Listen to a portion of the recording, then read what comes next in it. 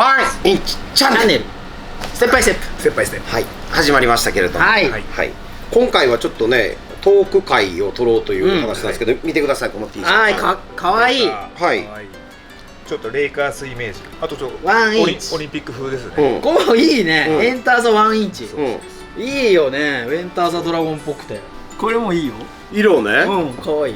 でこれは、はい普通ねYouTube の、そう概要欄にも載ってるし、うワンインチストアっていうのがあるんで、うんはい、はい。そこで買えるのでもしよかったら、誰も見てない可能性があるんで、そうなんです。はい一応ねここで着ないと誰も知らずに新商品が出てる状態はいなんで。だから一回ストア覗いてもらえればありがたいと思いはいます。かわいいんで、はい、来てください。今日はぜひぜひはい前回サラリーマン時代の話を、やったね。はい、うん、お聞きした時にでコメント欄にはい、バイトあ編というか、はいはいバイトは何してたんやみたいな確かに動画お願いしますみたいなことがあったりしたんで、あ、はい、バイト遍歴。みんなでバイト遍歴を聞こうかなと思いでもます。ねみんな経験あるだろうから。はい、そうですね。はいはい、はまずはさだ先生がメインやから。じゃあまあ僕からでいいですか。あ先生い。が先生後の方がいいんじゃない？あ先生あと神戸は俺はアルバイトは高校1年から大学4年まで、うん、何でも社会格安1本7年間。いねっていないって7年やってた7の。年7年一本勝負。社員じゃん。格安一本勝負。いやいや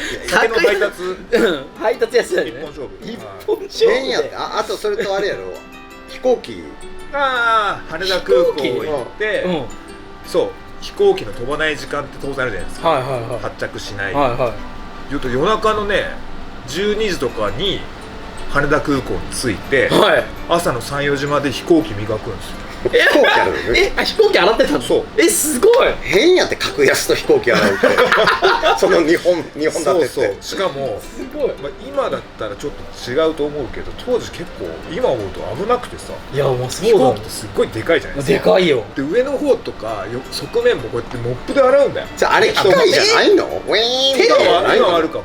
手でやんの。で本当に脚立どんな脚立手作すっ業。ごい脚立持って上向いて洗剤ボタボタ顔面に落ちるだよねそうだよねゴーグルするんだけど、うんだから終わった後びっしょびしょプールみたいなさ、うんうん目洗うのと耳とかも洗ってやってた思い出した。過酷。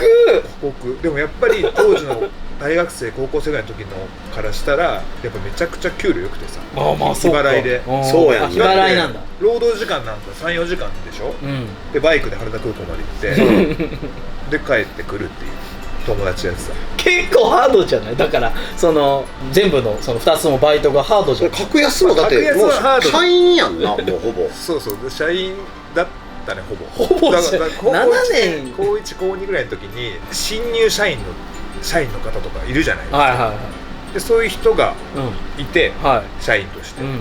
でその転勤とかですね、うんうんうん別の店舗に行ったり会社に行ったりするじゃないですか、はいはい。で俺その後もずっと同じ店でバイトしてて、うん。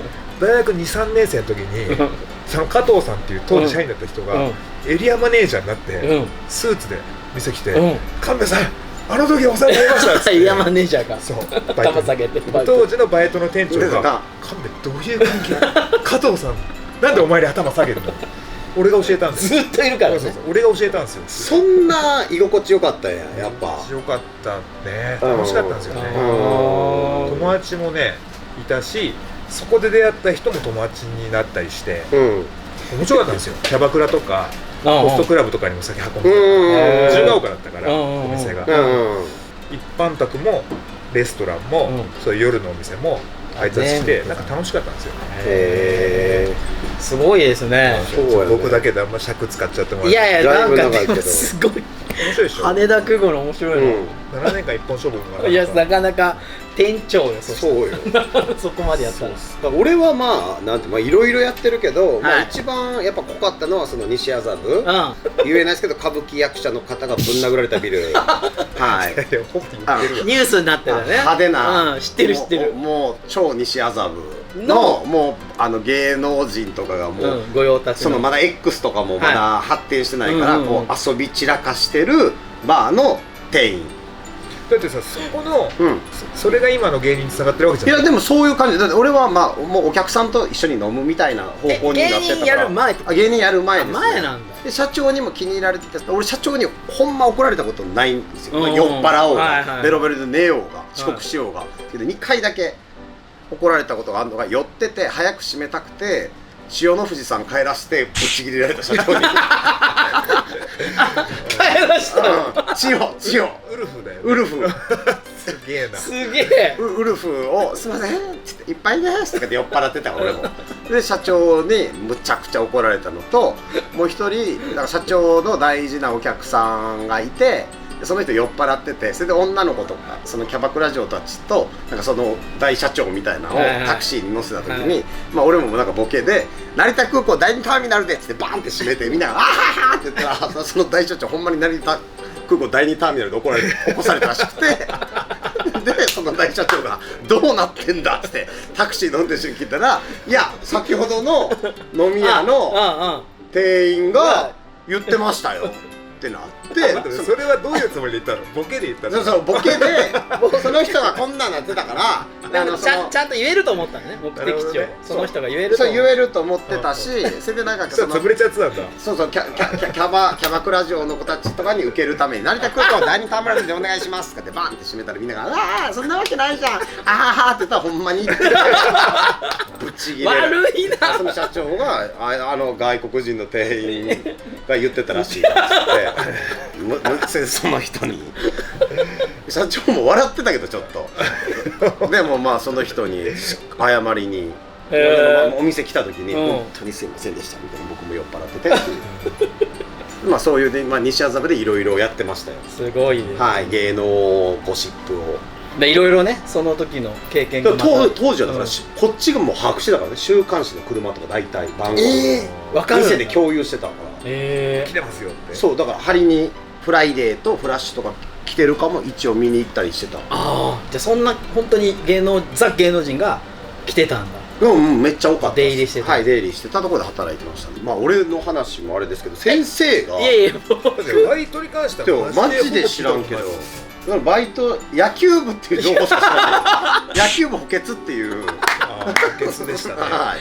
補欠はそう補欠だったんだの情報しか知らないです。高校生の時は焼肉屋さんでバイトして焼肉屋さんっていうかなんかラーメンもやったりなんかいろんなものを多分美味しくないでしょその店焼肉やってて美味しかったのラーメンもやってるじゃあ美味しかったんですであと、まあ、珍しいところで美容室で僕バイトしててそうそうそう美容室で何をしてたんですか？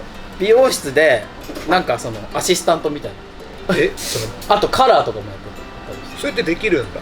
免許やらせてもらってた当時はあれあと着るとかはダメやけど、まあ、もちろんそういうその人がカラーをするのお手伝いをするみたいな。でそこで今の、まあ、ヘアスタイリストで有名な高取敦さんと出会ってそう敦さんと一緒にの下で働いてたんですよ。そのモチベーションは何なんですか？普通選ばないじゃんバイト先にそれは住んでた場所からめちゃくちゃ近かったっていうだけでじゃあ別にそういうのに興味があったんですよね。全くだからバイトのその面接の時に社長さんが女の方だったんですけど女性だったんですけど「お前美容師なる気あんのか?」って言われた時に僕「いやないです」って言ってなんかすごい面白いなお前っつって採用されたっていやだって多分それもいないっすよね。その美容室に美容師目指してない人っていないっすよね多分確かに、そうですね、まあでも一生懸命働いてましたよ。でそこの美容室がなんか老人ホームとかそういう施設にも出張でサービスでこう行ってるような会社だったからそういうところにも行ってやったりしててすごいいい経験。それは結構長く勤めたんですか？まあちょっと1年半ぐらいはやってた。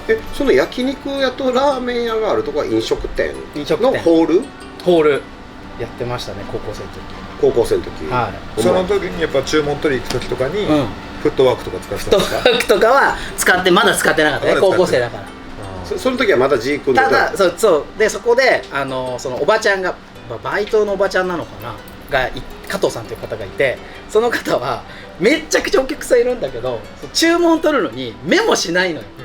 全部記憶しちゃうの、で俺初めて見た時に「いやいやそれ大丈夫ですか?」って言って「大丈夫大丈夫」って本当に全部覚えてるんですよ。いろんなテーブル回るんだけど全メニュー覚えて言うのね、すごいね。調理場に。でもめっちゃすごいと思って、で俺真似しようと思ったんですよ。真似したんですよ、全然覚えられなくて、そりゃそうでしょで怒られました。いやいやそれは覚えれないですよ怒られるでしょそりゃ。たまにいますもんね、なんかおばちゃんとかで「はいはい」いや大丈夫かって思うけど、いや持ってこいやって思うけど、まあイケてるおばさんもいますもんね。それは単なるお小遣い何かを貯めるために？そうですそうです。上京資金を貯めるために結構いろいろバイトしてやってました。東京に？そうで東京でバイトもしてたんですか？東京上京してもやっぱ働いてた、その美容室で働いなるほど。てました。で道場がある時はお休みいただいて、なんかすごい協力してもらって、その夢を追えって応援してくれてジークンドーのその夢って何だったんですか？だからそうジークンドーのインストラクターに僕はなりたいっていう。ああなるほど。そうそれで生きていくんだ。生きていくんだ。ああなるほどね。じゃあお前なんでここで働いてんだ言われてたんですよ。だってその時に絶対今の姿って想像できないじゃないですか。 YouTube もなかった。もちろんもちろんもちろん、オンラインサロンとかもちろんもちろんなかったもちろんで漠然とジークンドーのインストラクターとしてになるって言ってた。なるほどね。言ってた、毎日のように言ってた。そこから就職してってことですか？そうですね。その後ちゃんと就職してそうかそうか。そうっていう感じで十何年間はまあ、インストラクターもバイトみたいなことですよね。それこれでは食えてないというか、会社員しながら。そうですね。インストラクターっていつからなんですか？その社会人何年目ぐらい、何歳ぐらい？でも2003年の時に先生からインストラクターをいただいたので、じゃあ20半ばぐらいそう20半ばぐらい。ほんまにごめん、バイトの話もちろん聞きたいんだけど、インストラクターになってインストラクターだって言われるじゃないですか、どうするんですか？さっきからなんかジムとかやったら出すって分かるけど確かにそのジークンドーやさ、空手とかやったらまだ分かるけど道場出してって言うけど、道場がないから、とりあえずそのスタジオを借りれる場所を探して、で場所を決めてみたいな感じ。生徒は X とかもなくてさ。そうなんだよね。生徒当時でもホームページがあったから、じゃあ本当ジークンドーを調べる。じゃあ本当に好きな人だけが来ますよね。そうだからそんなには全然今みたいな感じでジークンドー関東とか入れたらそんななんか出てきたってこと。そういう時代でしたね。まあそっか、まあそれぞれのバイトはこういう感じ。こういう感じ。そうですね。ちょっと面白かったな。でも2人ともすごいっすね。まあそうですね。ちょっと川見ちゃんの羽田空港の飛行機洗いはちょっとすごいよ。俺ゆきおさんに言ったの覚えたから、俺も忘れてた。テレビでもう何年も前だよ、テレビバラエティーに出て、品川庄司の庄司さんってあの人も地元大田区なんだよね。俺も大田区で昔バイトで飛行機洗ってたって言ってて、絶対同じバイトしてる。